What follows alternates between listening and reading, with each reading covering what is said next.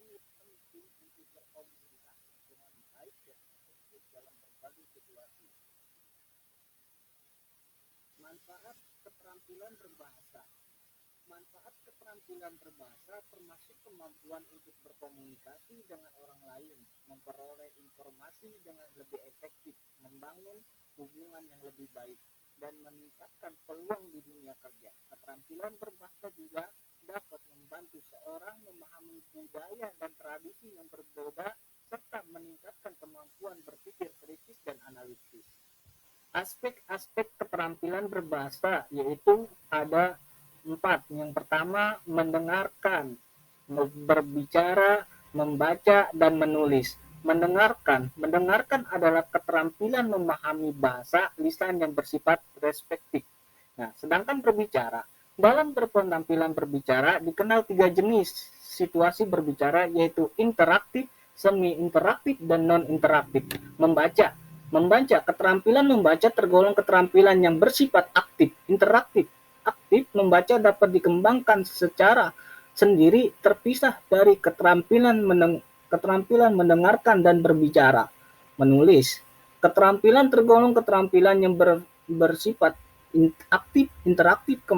Keterampilan menulis adalah kemampuan untuk mengekspresikan ide dan pikiran dalam bentuk tulisan yang jelas struktur dan mengalir. Terkaitan antara aspek keterampilan berbahasa, hubungan berbicara dengan menyimak, hubungan menyimak dengan membaca, hubungan membaca dengan menulis, hubungan menulis dan berbicara, hubungan berbicara dengan menyimak. Menurut Brooks dalam Tragen 1994, berbicara dengan mendengarkan merupakan kegiatan komunikasi dua arah yang bersifat langsung. Hubungan menyimak dengan membaca seperti telah disinggung pada bagian terdahulu, mendengarkan dan membaca sama-sama merupakan keterampilan berbahasa yang bersifat respektif. Keterampilan menyimak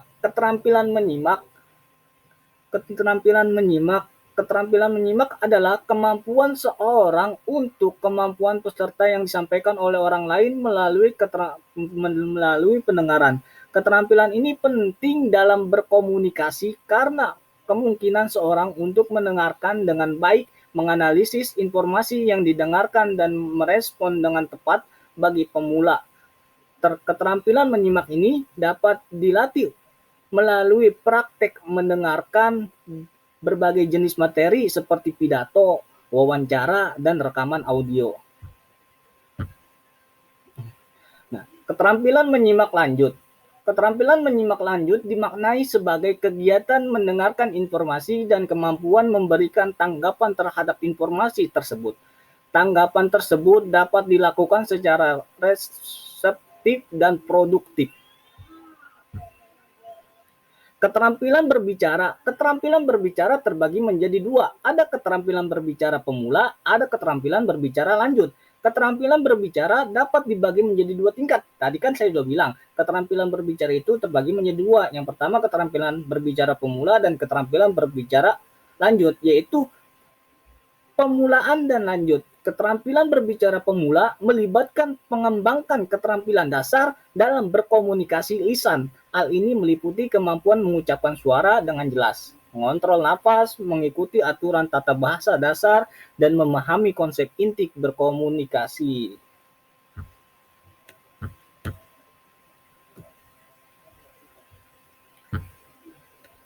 Keterampilan berbicara lanjut, yaitu keterampilan berbicara lanjut melibatkan kemampuan untuk mengembangkan bahasa yang lebih kompleks dan kemampuan untuk berkomunikasi secara efektif dalam berbagai situasi.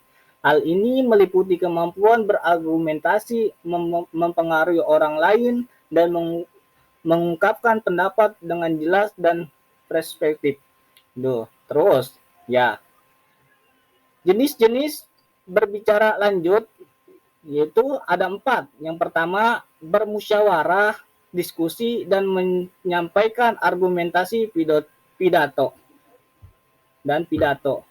Sekian, terima kasih. Assalamualaikum warahmatullahi wabarakatuh.